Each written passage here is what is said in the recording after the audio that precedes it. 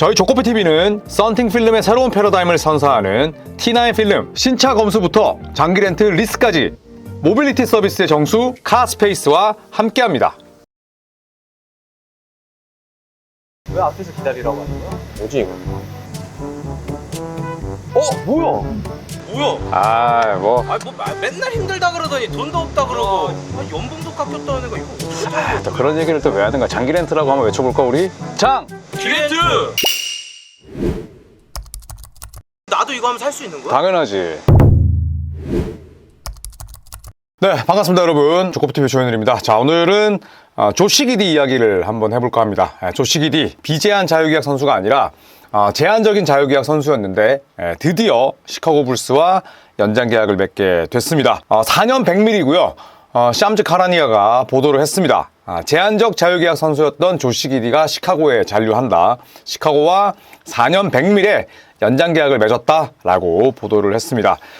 지난 시즌 조시 기디, 이 알렉스 카루소와 트레이드가 되면서 시카고 불스 소속으로 뛰었는데 활약상이 상당히 좋았습니다. 썬더에서는 뭐 길저스 알렉산더도 있고 또 제이더백에 밀렸죠. 그러면서 결국 조시 기디가 설 자리를 잃었는데 서로에게 뭐 윈윈 트레이드가 됐었고요. 지난 시즌 70경기 뛰었습니다. 30.2분 동안 활약을 하면서 이 조시 기디는 뭐 호주 때 아마추어 때부터 굉장히 다재다능한 장신 볼핸들러로 각광을 받았었는데 뭐 지난 시즌도 마찬가지였습니다. 14.6득점, 리바운드 8개 이상, 어시스트 7개 이상, 또 3점이 상당히 좋아졌죠. 37.8%, 필드골, 자유투 전부 다 훌륭했습니다. 자, 그런데 이 조시 기디가 더욱더 빛났던 이유는 마무리가 워낙 좋았어요. 후반기가 정말 뭐 뜨겁다 못해 거의 용광로였습니다. 19경기 21.2득점, 10.7 리바운드, 9.3 어시스트니까 뭐 거의 르브론 제임스, 루카 돈치치 뺨치는 그런 다재다능함이었죠. 자, 그러면서 야투가 50%, 3점이 45.7%, 자유투도 80%를 넘겼습니다. 180 클럽은 아니지만 뭐 170 클럽에 들 만큼 야투의 효율 자체도 상당히 좋아졌죠. 자, 그런데 시카고 불스는 30개 팀 가운데 뭐 일처리를 가장 엉망으로 하기 유명합니다. 그러면서 1년 전이었던 2024년 여름에 5년 90밀이라는 금액에 패트릭 윌리엄스를 잡기도 했었죠. 경쟁이 붙지 않았고 그리고 드래프트로 뽑은 이후에 계속 지속적으로 실망만 줬던 선수인데 덜컥 5년에 90밀 줘버립니다. 1년 뒤에 지금 시장이 얼어붙었잖아요. 5년 90밀이면 메가 딜이죠. 그런데 심지어 팀 옵션도 아니라 플레이 옵션을 줬습니다. 뭐 이런 일들부터 시작을 해서 코비 화이트 흔들기, 아요도 수무 흔들기, 그리고 또 빌리 도노반 감독과의 재계약 등등 이 팬들이 쉽게 이해하지 못할 그런 선택들을 많이 했었는데 애초에 시카고가 제시한 조건은 4년 88밀이었습니다. 그러니까 지금 4년에 100밀의 계약을 맺었는데 이거보다 12밀이 낮은 거였죠. 그러니까 연평균 맥시멈 22밀 줄 수 있다. 조시 기디는 30밀을 원했었고 그런데 딱 그 뭐 절충안이라 보시면 될 것 같아요.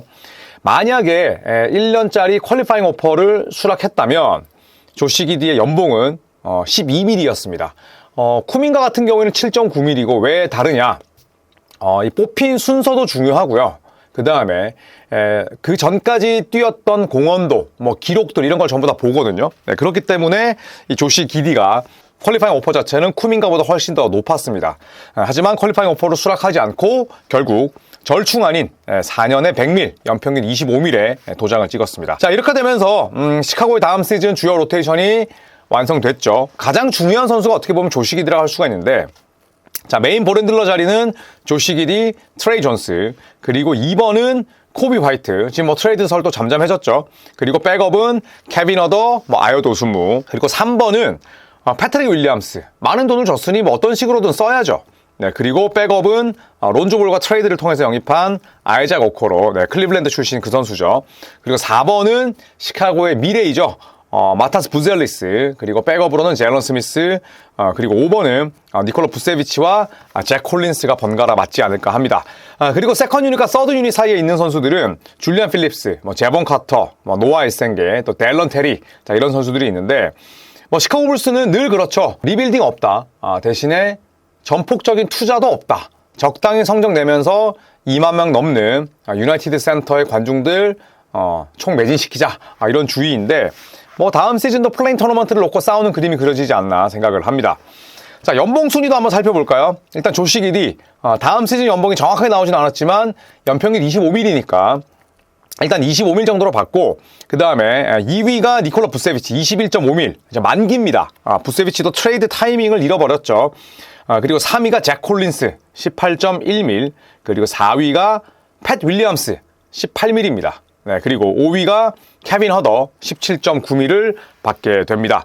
연봉이 뭐 다들 대동소이합니다만 그래도 조시 기디가 팀의 미래이고 또 가장 잘하는 선수이기 때문에 조시 기디를 또 연봉 1위로 올려놓은 시카고 불스입니다. 자, 이제 남아있는 FA 자원들을 한번 살펴볼까 하는데, 뭐 대부분의 선수들은 소속팀을 찾았습니다. 그런데 백코트는 여전히 자원들이 차고 넘치죠. 뭐 러셀 웨스브룩, 그 다음에 디앤서니 멜튼, 세스 커리, 랜드리 샤밋, 뭐 마켓 폴츠도 있고요. 그리고 본즈 하일랜드, 뭐 카메론 페인, 몬테 모리스, 여기에 딜런 라이트와 말릭 비즐리, 뭐 말콤 브록던 이런 선수들이 있는데, 뭐 최대어는 웨스브룩이라 할 수 있죠. 그리고 말콤 브록던도 많은 관심을 받고 있고요. 프론트 코트는 상대적으로 백코트보다는 적습니다. 하지만 여전히 쓸만한 선수들은 많고, 프리셔스 아치우와 알 호포드, 또 벤 시몬스, 알렉스 랜, GP2. 벤 시몬스와 GP2는 제 개인적인 생각으로는 사견으로는 프론트 코트가 맞다고 봐요. 그리고 카이 존스, 제이 크라우더, 타지 깁슨, 디안드레 조던 등등이 현재 FA로 남아 있습니다. 그 팀의 전력을 큰 폭으로 업그레이드 시키거나 뭐 팀의 색깔을 바꿀 수 있는 선수는 이제 없다고 봐야죠. 이제 소소한 계약들이 남아 있을 텐데, 하지만 가장 관심을 모으는 건 역시나 제한적 자유계약 선수인 조나단 쿠민가와 퀸틴 그라임스입니다. 일단 주간 쿠민가, 한번 쿠민가 소식으로 이 이야기를 마무리를 해볼까 합니다. 자, 골든스테이트 워리어스와 조나단 쿠민가는 계약을 놓고 여전히 이견이 큽니다. 골든스테이트는 그래, 쿠민가 네가 만약에 플레이 옵션 달라고 한다면 우리는 그럴 수 없다. 2년 계약하는데 마지막 해 팀 옵션, 혹은 다른 팀들이 드래프트 픽과 그 다음에 유망주 패키지를 제시할 경우에만 쿠민가를 트레이드 하겠다라고 이야기를 해놓은 상태죠. 근데 이게 참 어불성설입니다. 본인들은 쿠민가의 가치를 높게 보지 않고, 그러면서 쿠민가에게 뭐 단년이나 다름없는 그런 계약, 또 플레이 옵션이 아니라 팀 옵션 붙은 내용들, 그 다음에 또 금액도 많이 후려쳤죠. 당연히 뭐 쿠민가가 지금 그 정도의 실력은 아니긴 합니다만, 본인들이 지금 제안하고 있는 그 금액대가 본인들의 쿠민가를 향한 가치일 텐데, 쿠민가를 트레이드를 하면서 내가 받아오고자 하는 대가는 쿠민가를 연평균 한 30일 선수 정도로 보는 거죠. 그러니까 앞뒤가 사실은 안 맞습니다. 지금 골든스테이트의 행보는. 물론 트레이드를 통해서 우리가 가지고 있는 자산의 가치는 사실 이 정도밖에 안 됩니다라고 하는 구단은 없지만 다른 구단들도 바보는 아니라는 거죠. 그렇기 때문에 골든스테이트는 드래프트 픽과 유망주 패키지의 경우에는 쿠민가를 트레이드할 수 있다라고 이야기를 하고 있지만, 본인들 자체가 일단 본인들부터 쿠민가의 가치를 낮게 보는 상황에서 다른 팀들이 그렇게 달려들 일은 없다. 즉 쿠민가 트레이드 가능성은 저는 아예 제로라고 생각을 합니다. 현재까지 실제로 그런 제안도 없었다고 하고요. 또 쿠민가에게 큰 관심이 있었던 세크라멘토나 피닉스도 마찬가지였습니다. 그런 제안을 하진 않았죠. 뭐 대표적으로 세크라멘토는 키온 앨리스를 지키고자 하고, 골든스테이트는 키온 앨리스에게 관심이 있지만 세크라멘토 쪽에서는 당연히 그런 딜을 할 이유가 없기 때문에 트레이드의 가능성은 떨어진다고 볼 수가 있겠습니다. 자, 그리고 지난 8월에 제가 이 보도를 컨텐츠로 만들 타이밍을 잡지를 못했었는데, 지난 8월에 야후가 보도를 했습니다. 지금 쿠민가가 이 사달이 난 거, 쿠민가가 지금 이 사태까지 온 거, 조 레이콕 구단주다. 사태의 주범, 사건의 발단은 레이콕 구단주다. 이런 아주 재미있는 그런 기사가 있었습니다.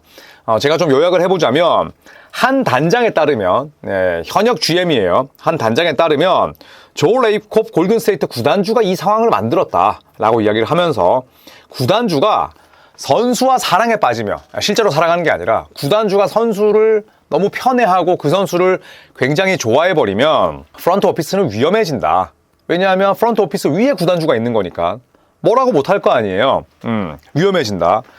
스테픈 커리 같은 선수를 구단주가 애정하는 건 괜찮다. 그런데 쿠민가 같은 과로 롤플레이어가 그 대상이라면 단장은 곤란해진다. 왜냐하면 나는 이 선수의 가치가 더 떨어지기 전에 팔고 싶은데, 빨리 연을 끊고 싶은데 구단주가 좋아해버리니, 구단주가 아예 그냥 찬성을 안 해버리니까 단장은 그 사이에서 미치는 거죠.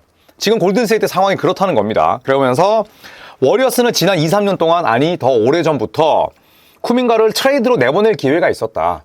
쿠민가를 통해서 드래프트 픽이나 혹은 쓸만한 선수를 데려올 수 있었는데 레이콕 구단주가 쿠민가 관련 트레이드 제안을 받아들이지 않았다. 이렇게 보도를 했어요. 그러니까 단장은 여러 차례 올린 거죠. 쿠민가 내보내야 됩니다. 트레이드를 지금 해야 많은 걸 받아올 수 있습니다. 레이콕 구단주는 아니, 나 쿠민가 너무 좋아하고 지켜보자. 우리가 키워야 될 선수야.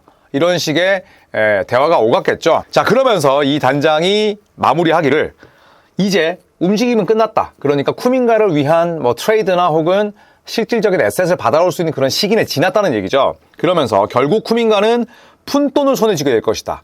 페니라는 단어를 썼거든요. 1페니 여러분 아시잖아요. 앰퍼니 하드웨이의 별명이기도 했죠. 페니. 그 동전. 그 정도의 가치를 지니게 될 것이고 그거는 전적으로 레이콕 구단주의 책임이다.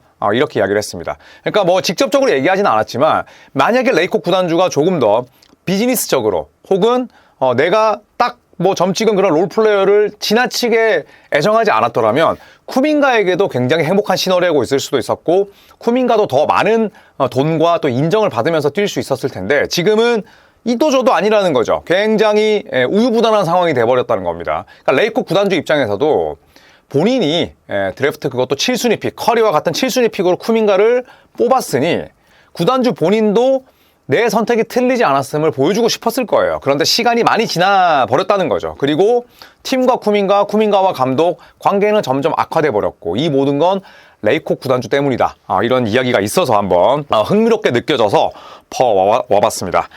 자, 이제 남아있는 제한적 자유계약 선수는 쿠민가와 그리고 퀸틴 그라임스밖에 없습니다. 일단은 캠 토마스는 퀄리파잉 오퍼를 받아들였고 조시 기디는 구단이 원하는 바, 선수가 원하는 바에 딱 절충안을 또 받아들였어요. 그렇다면 쿠민가와 그라임스는 어떻게 될지 궁금합니다. 이제 벌써 9월 초기 때문에 굉장히 제법 많은 오프시즌이 흘렀고요. 좀 있으면 시즌 개막입니다. 네, 시즌 개막이 이제 50일도 남지 않았는데 과연 RFA 제한적 자유계약 선수들의 운명이 어떻게 될지 함께 지켜보시죠. 이상 조코피였습니다. 고맙습니다.